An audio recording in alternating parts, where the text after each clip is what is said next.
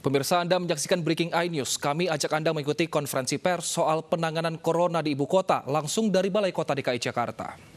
Penyebaran COVID-19 ini sejak bulan Januari, Dinas Kesehatan sudah langsung membentuk gugus khusus untuk bisa merespon dan membantu rumah sakit, klinik yang punya potensi menemukan orang dengan gejala-gejala COVID-19. Dan kemudian DKI membentuk tim tanggap COVID-19 sebagai usaha untuk memastikan seluruh jajaran Pemprov DKI memiliki kesiapan, kesiagaan apabila terjadi kasus di Jakarta dan bila terjadi penyebaran di Jakarta. Apa yang kita lakukan ini semua dengan pendekatan yang terukur. Kita memantau, kita bertindak sesuai dengan perkembangan situasi. Ketika terjadi eskalasi, maka respon kita pun menyesuaikan. Kita tidak ingin bertindak berlebih, tapi juga kita tidak ingin bertindak kurang. Kami sampaikan dari kemarin, harus waspada, tidak boleh panik, tapi juga jangan menganggap ini remeh dan enteng. Itu sebabnya kita melakukan langkah-langkahnya bertahap, dari mulai pemberitahuan untuk berhati-hati, pengurangan aktivitas di luar rumah kemarin, dan hari ini kita membahas secara khusus tentang kegiatan belajar anak-anak di sekolah. Selain jajaran Pemprov DKI Jakarta, tadi hadir dalam pertemuan ini adalah unsur Ikatan Dokter Indonesia DKI Jakarta, dalam hari ini Dr. Ferry Rahman, kemudian Dr. Solah Imari, beliau dari Perhimpunan Ahli Epidemiologi Indonesia. Juga ada unsur Ikatan Dokter Anak Indonesia, Dr. Triana Darmayanti, dan juga pimpinan WHO Indonesia, Dr. Paranitaran, yang karena protokol WHO, beliau hanya boleh mengikuti pertemuan melalui telekonferensi. Tapi semua hadir dan berbicara dalam pertemuan ini. Dari hasil pembahasan atas situasi yang sedang terjadi di Jakarta dan Indonesia, di Jakarta kita memiliki penduduk sebanyak 10.600.000 orang. Peserta didik di kota ini ada 1,5 juta anak. Dan khusus untuk anak-anak SMA, SMK yang sedang mengikuti ujian nasional atau kelas 12, itu jumlahnya 124.000 peserta didik. Kita menyadari bahwa langkah yang harus dilakukan saat ini adalah melakukan semua prosedur mengurangi interaksi antar warga. Social distancing measure harus diterapkan. Artinya mobilitas penduduk ditekan sekecil mungkin. Kegiatan-kegiatan tidak perlu ditiadakan. Tujuannya adalah mengurangi potensi penyebaran antar individu yang belum tentu merasakan gejala. Dari hasil diskusi tadi, pembahasan yang kita lakukan sama-sama, kita sampai pada kesimpulan bahwa Pemprov DKI Jakarta memutuskan untuk menutup semua sekolah di lingkungan Provinsi DKI Jakarta dan akan melakukan proses belajar mengajar melalui metode jarak jauh Dan bagi peserta ujian nasional yang akan berlangsung hari Senin besok, juga ujian sekolah diputuskan juga ditunda. Penutupan sekolah ini berlaku selama 2 minggu dan kami akan melakukan review kembali di akhir pekan kedua untuk melihat perkembangannya. Mengapa keputusan ini diambil? Tadi saya sampaikan, sekaligus juga ada tadi bahan yang disampaikan dari Dr. Pananitaran yang merujuk kepada pengalaman-pengalaman di berbagai tempat, termasuk juga di Indonesia. Pertama, dari berbagai kajian menunjukkan bahwa anak-anak, data menunjukkan mereka tidak banyak terjangkiti COVID-19. Tetapi mereka adalah carrier, penular dari orang dewasa satu ke orang dewasa yang lainnya. Jadi meskipun mereka tidak terjangkiti, angkanya kecil, tetapi mereka bisa menularkan dari satu pribadi ke pribadi lainnya.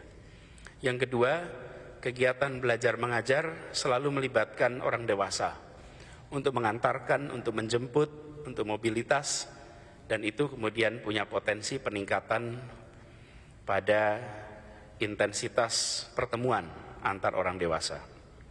Dengan keputusan ini, maka jajaran Dinas Pendidikan Provinsi DKI Jakarta akan menyiapkan materi belajar jarak jauh yang alhamdulillah karena kita sudah mengantisipasi situasi ini sejak beberapa waktu yang lalu, maka persiapan pun telah dilakukan, insya Allah akan bisa dilaksanakan. Bahan-bahan untuk orang tua, untuk guru, siswa, kepala sekolah, itu semua insya Allah akan siap sebelum hari Senin. Dan Dinas Pendidikan berkoordinasi dengan semua unsur untuk bisa melakukan itu semua. Pemprov DKI memutuskan menutup sekolah, tapi di Jakarta bukan hanya sekolah. Ada kursus, ada pendidikan informal, non-formal. Kami menganjurkan kepada semua sebuah himbauan, sebuah seruan untuk menunda kegiatan belajar mengajar secara langsung.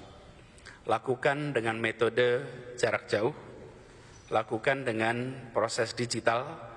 Tujuannya adalah untuk sekali lagi mengurangi interaksi yang punya potensi terjadi penularan. Sebagai informasi atas situasi yang dihadapi Jakarta, pada tanggal 1 Maret, jumlah orang dalam pemantauan adalah 129 orang. Per tanggal 12 Maret, jumlahnya menjadi 586 orang. Adapun pasien dalam pengawasan, pada tanggal 1 Maret ada 39, tanggal 12 ini menjadi 261.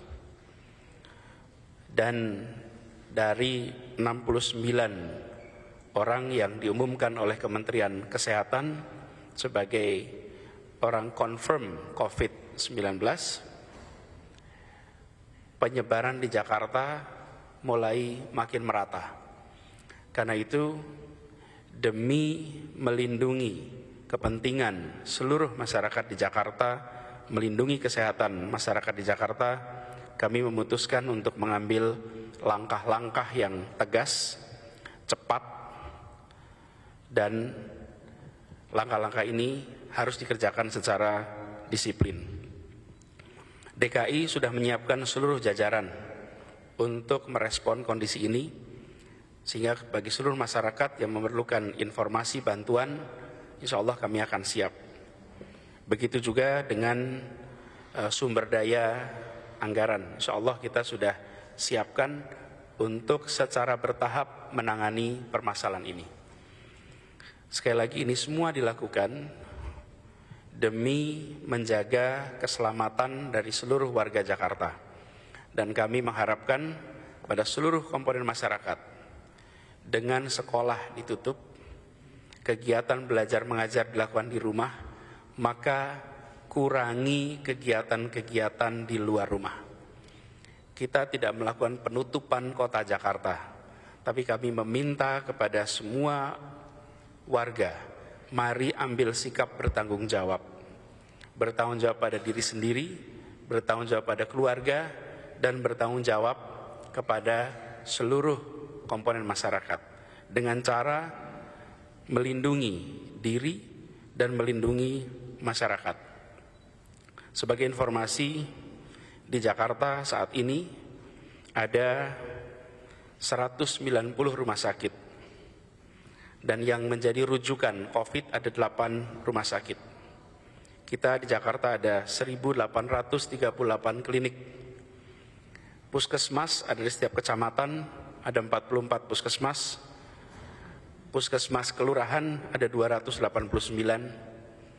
Adapun dokter yang berada di Jakarta ada 3.350 dan perawat 7.300. Kami perlu sampaikan angka ini, Bapak sekalian, sekaligus juga jumlah klinik ada 1.838. Saya ingin sampaikan pada semuanya bahwa saat ini para petugas medis, baik dokter maupun perawat, mereka mengalami beban pekerjaan yang tidak kecil, yang amat besar.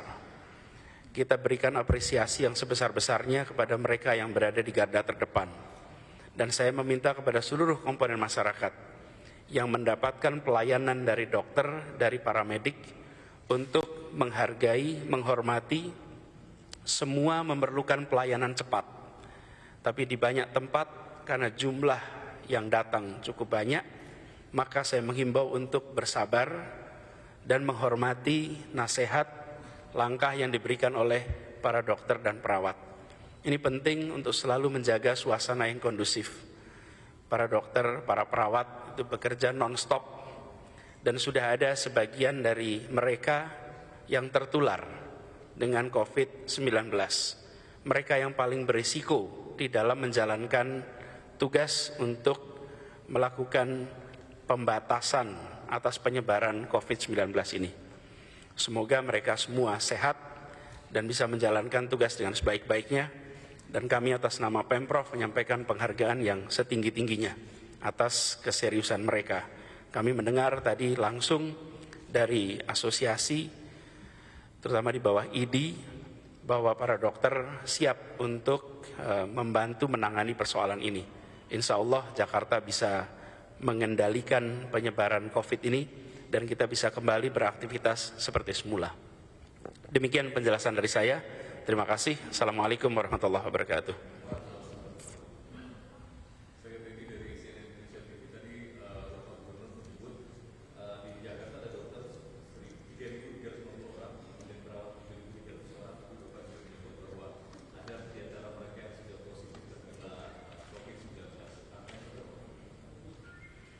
Saya belum ada angkanya.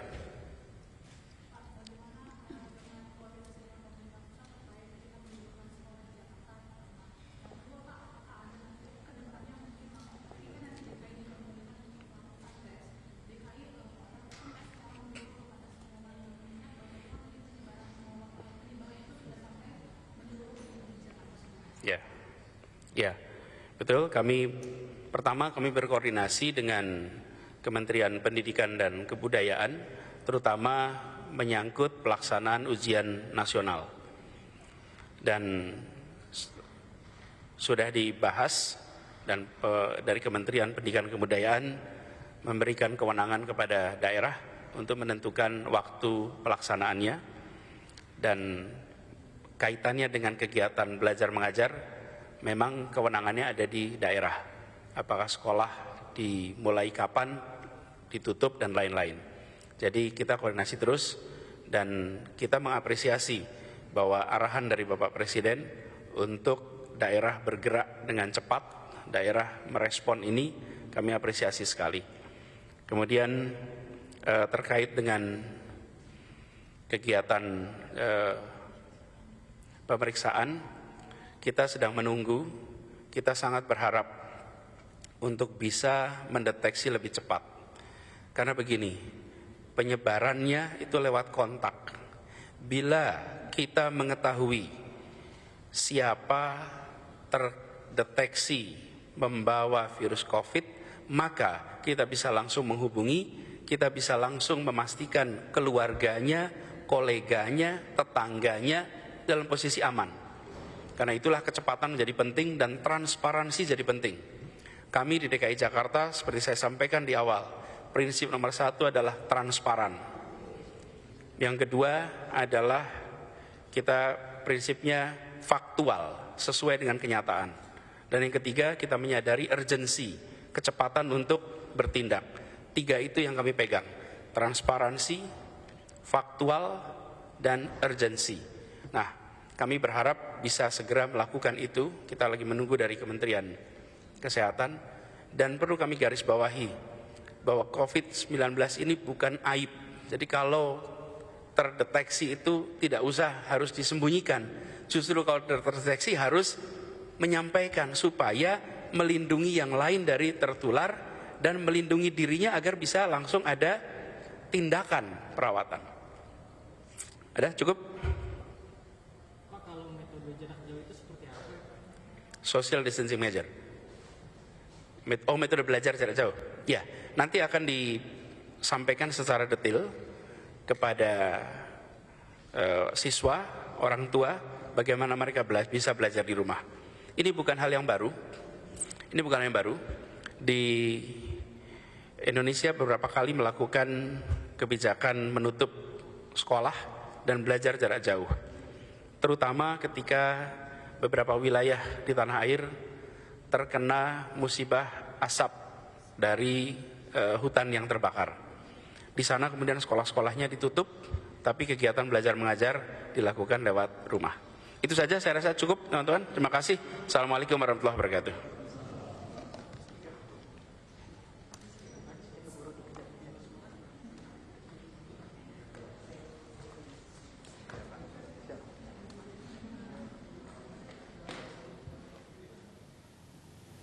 Ya mirsa, itulah tadi pernyataan yang disampaikan oleh Gubernur DKI Jakarta Anies Baswedan yang menyatakan bahwa sekolah di DKI Jakarta akan ditutup selama 2 pekan. Lalu di pekan kedua nanti akan dievaluasi kembali oleh pihak Pemprov DKI Jakarta.